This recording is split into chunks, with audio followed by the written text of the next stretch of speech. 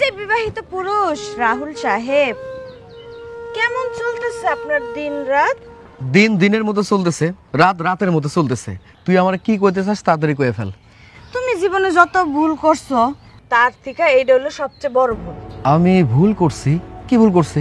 এই যে গরিবের পোলা হইয়া বড় লোকের অহংকারী মাইয়ারে বিয়া করে ঘরে আনছেন। আমি গরিব পোলা হইয়া বড় লোকের অহংকারী মাইয়ারে বিয়ে করছি। আমার কাছে মনে হইতেছে আমি যদি তোরে বিয়ে করতাম আমার জীবনের সবথেকে বড় ভুলটা সেইটা হইতো। আপনি কি আমার অপমান করতেছেন? কি কি করলি তুই? তোরে আমি অপমান করতেছি? আর যার মান সম্মান আছে তারে অপমান করা যায়, আর যার কোনো মান সম্মান নাই তার আমি কেমনে অপমান করুম? তুই আমারে ক। তার মানে তুমি কইতেছো তো আমার মান নাই? অবশ্যই তোর মান নাই, আর তোর লগে কথা কইয়ে আমি আমার সময়টা নষ্ট করুম সেই ইচ্ছাটা তো আমার নাই। হ্যাঁ, এখন আমার লগে কথা বলে তো আপনার সময় নষ্ট হইব। একটা সময় আমার লিগে আপনার কাছে অপরন্ত সময় থাকতো, তখন আর রাত আর রাত থাকতো না, দিন দিন থাকতো না। এখন আমার লগে কথা বলে আপনার সময় দিন রাত সবই নষ্ট হয় না? এই তোর সমস্যা কি? তুই এত কিছু বুঝার পরও এই রাস্তার মধ্যে আমার কেন আটকায় রাখছস? যা আমার চোখের সামনে থেকে যাই করতেছি। কি রে তুই শেষ রাখতে মাই? আমি খুব ভালো করে জানি, আমি চলে যাইতেছি। রাহুল, আমারে বিয়ে না করে অনেক বড় একটা ভুল করছো, একটা সময় ঠিকই বুঝবা। আমার যদি কখনো মনে হয় যে তোরে বিয়ে করা দরকার সেই সময়টা তোরে আমি বিয়ে করুম। এবার তুই বুঝতে পারছস? যাই কেন দেখা।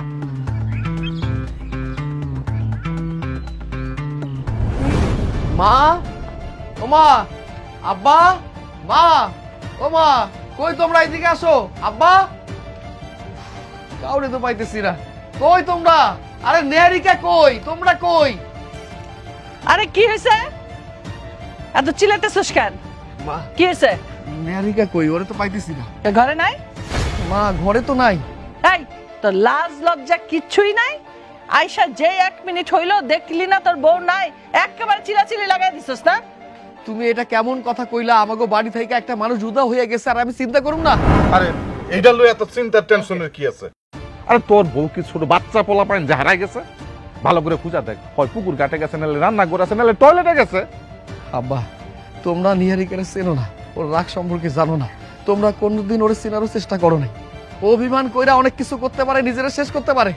কত কিছু কইবি রে বাবা। মা, আমি নিশ্চিত নিহারিকা বাড়ি থেকে চলে গেছে। এই আমরা কি তোর বউরে কইছি যে বাড়ি থেকে যাইতে গা? চাচি, ভাবি বাড়ি থেকে চলে গেছে। কি করছ তুই? হ্যাঁ, আমি যা কইতেছি সত্যি কইতেছি। ভাবি আমার খুব সকালে ডেকে কইলো হ্যাঁ বাড়িতে যাইব, আর যাওয়ানোর সময় এই সিডিটা দিয়ে গেছে, কইছে বাইজানটা দিতে। চিঠি? কিসের চিঠি? আমার চিঠিটা রুমার কাছে রেখে আসলাম, সরাসরি বলতে পারতাম, তাতে তুমি লজ্জা পেতে। আমারও কষ্ট হতো বেশি, তুমি হয়তো ফেরাতে চাইতে, জোর করতে থাকার জন্য, কিন্তু সেটা বিব্রতকর হতো। রাহুল, ধনী হলেই মানুষ অহংকারী আর গরিব হলেই মানুষ বিনয়ী, এটি ভীষণ ভুল। তোমার বাবা মায়ের প্রতি আমার কোনো অভিযোগ নেই, এমনকি তোমার প্রতিও আমার কোনো অভিযোগ নেই, তবে আক্ষেপ আছে নিজের প্রতি। আমি কারো আপন হয়ে উঠতে পারিনি, মাত্র কয়েকদিনের সংসার আমার। এত অল্প স্মৃতি নিয়ে বাকিটা জীবন কাটিয়ে দেওয়া খুব দুঃসহ হয়ে উঠবে। ভালো থেকো, আমাকে খুঁজো না, আমি তো আর বাড়িতে ফিরে যেতে পারবো না, কোথাও একটা ঠিক ব্যবস্থা করে নেব হয়তো। ভালো করছো, এই তোমরা খুব ভালো কাজ করছো, জিতে গেছো না? এই তোমরা দুইটা মানুষ জিতে গেছো। আমার বউটা খুব বেশি দিন ঘর সংসার করতে পারলো না। আমি নিজেও আমার বউটার লগে বেশি দিন ঘর সংসার করতে পারলাম না, কিন্তু আমার বউর লগে আমি যে কদিন ঘর সংসার করছি ওইটা আমার জীবনের ঘর সংসার। আমি আর কখনো কোনোদিন ঘর সংসার করুম না, বিয়ে শাদী করুম না, কখনো না। তারপরও এ তোমরা দুইটা মানুষ সুখে থাকো, ভালো থাকো, এটাই চাই। বাবারে, মন খারাপ করিস না। এখন ঘটনা যেটা ঘটছে এটা একটা সমাধান না করলে তো বিপদ আছে। সাবধান থাকার কি আছে? যে মানুষটারে নিয়ে বিপদে থাকার কথা সেই মানুষটাই তো চলে গেছে, বিপদের তো আর কোনো কারণ দেখতেছি না আমি। দেখ রে বাবা, অসুবিধা তো শেষ নাই। মেয়েটা বাড়ির থেকে হারাই গেছে, এখন ওর পরিবারের লোকজন যদি মামলা মোকদ্দমা করে তাহলে তো আমরা সবাই ফাই সাজামো। তুই একটা কাজ কর বাবা, আমার একটা কথা রাখ, তুই একটা তালাক দিয়ে দে ওরে। মানে কি? তোর বাপ যা কইছে সেটাই কর, মামলা না করলে আমরা বিপদে পড়তে পারি। আর এই অবস্থায় এখন তুই আমাদের বিপদে ফেলাইস না। ঠিক আছে, ঠিক আছে, দিয়ে দিলাম তালাক। যে মানুষটা আমার সাইডা উদা হয়ে গেছে, চলে গেছে, তারে তালাক দিল কি আর না দিল কি, কিন্তু এই যে আমি তোমাকে করে বদ্ধ দিলাম, তোমরা কখনো কোনোদিন সুখ দিতে পারবে না, পারবা না। এই তোমাকে রাগ জিদ এইসব ঠিক রাখার জন্য আমার সুখের সংসারটা নষ্ট করে ফেলছ। আমার বউটা চলে গেছে, তোমরা সুখ দিতে পারবা না, কখনো পারবা না। চুপ কর বেঈমান পোলা, মা বাপের চেয়ে বউ এখন বড় হয়ে গেল। কে বড় আর কে ছোট এটা নিয়ে বিচার করো না। কে মানুষের মতো আচরণ করছে আর কে অমানুষের মতো আচরণ করছে এটা বিচার করো। এটা মিলাই নাও তোমরা। কি আমরা অমানুষ? হ্যাঁ, তোমরা অমানুষ, তোমরা অমানুষ। যে মানুষটা তার সব কিছু চাই না আমার লাগে চলে আসছিল, বাধ্য হয়েছে এই বাড়ি ছেড়ে চলে যাইতে। তোমরা আসলে কি মানুষ? তোমরা মানুষ না, তোমরা অমানুষ। নিজেদেরকে মানুষ বলতে লজ্জা করে না? ইয়াদব ছেলে, তোর লজ্জা লাগে না বাপের সামনে দাঁড়ায় এইভাবে কথা কইতে? সব গেছে না?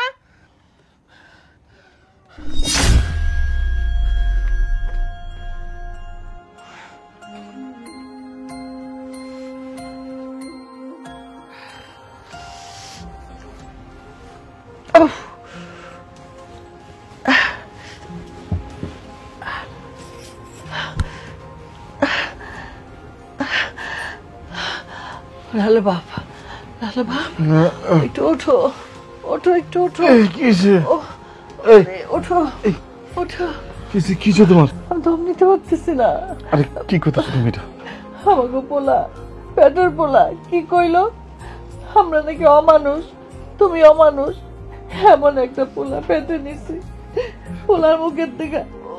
এই রাহুলের মা, তুমি ওই সমস্ত কোনো কথা মনে রেখো না। আল্লাহ ভরসা, আল্লাহ ভরসা, ওইগুলা কোনো কথাই মনে রেখো না। তুমি ঠিক হয়ে যাবা, একটু আল্লাহ আল্লাহ করো। বাবা রাহুল, রাহুল তোর মা জানি কেমন করতেছে, তাড়াতাড়ি আয়। কি আব্বা? তোর মা হঠাৎ করে অসুস্থ হয়ে গেছে, কেমন জানি করতেছে, আমার তো ডর লাগতেছে। না না না, তুমি কোনো চিন্তা করো না বাবা। মা এখন তো মেলা রাত হয়ে গেছে, এই রাতের বেলায় তোমার তো আমি হাসপাতালে নিয়ে যেতে পারুম না। তুমি কোনো চিন্তা করো না, সবকিছু ঠিক হয়ে যাবে। সকালবেলা আমি তোমার ডাক্তারের কাছে নিয়ে যাবো। বাবা রে, সারা রাত তো মারিলে আমি কেমনে কি করবো? আব্বা এখন কি করার আছে, তোমরা আমারে কত, রাত তো অনেক হয়ে গেছে, কেমনে যাবো কি করুম কিছু বুঝতে পারতেছি না। আব্বা তোমরা জানো না, প্রত্যেকটা মানুষ বিপদে পড়লে ধৈর্য ধরতে হয়। তোমরা একটু ধৈর্য ধরো, আল্লাহরে ডাকো। মা আমি জানি তুমি আমার উপর রাগ অভিমান করে আছো, আমি তোমার কথা দিতেছি, আমি এমন কোনো কাম করুম না যেটার জন্য তুমি আমার উপর রাগ অভিমান করে থাকবা। আমি ভুল করছি, আমি বুঝতে পারছি। আমি কইলাম তো, তুমি নিশ্চিত থাকো, সকালবেলায় তোমার আমি ডাক্তারের কাছে নিয়ে যাবো। হ্যাঁ, রাতটা শেষ হইলে তোমার হাসপাতালে নিয়ে যাবো, হাসপাতালে নিয়ে যাবো।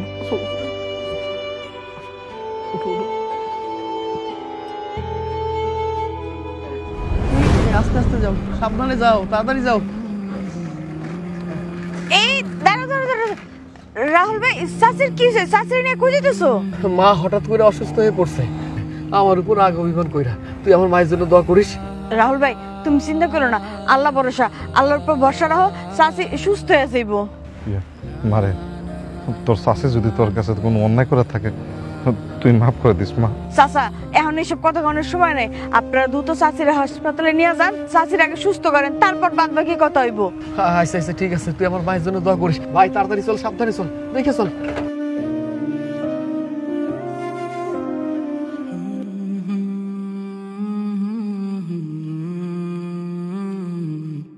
হ্যাঁ বলো রোমা। চাচি অসুস্থ। কি বলো, কখন অসুস্থ হলো? কি হয়েছে আমার? কি হয়েছে ভাবি সেটা তো আমি জানি না, তাই আমি যতটুকু জানি আপনি চলে যাওয়ার পরে রাহুল ভাই আর চাচির মধ্যে অনেক কথা কাটাকাটি হয়েছে, ঝগড়াঝাটি হয়েছে। এইগুলো নিয়ে চিন্তা করতে করতে মনে হয় চাচি অসুস্থ হয়ে পড়ছে। এর লেগে এখন চাচা আর রাহুল ভাই চাচির নিয়ে হাসপাতালে যাইতেছে। ঠিক আছে, তুমি ফোন রাখো। আচ্ছা ঠিক আছে।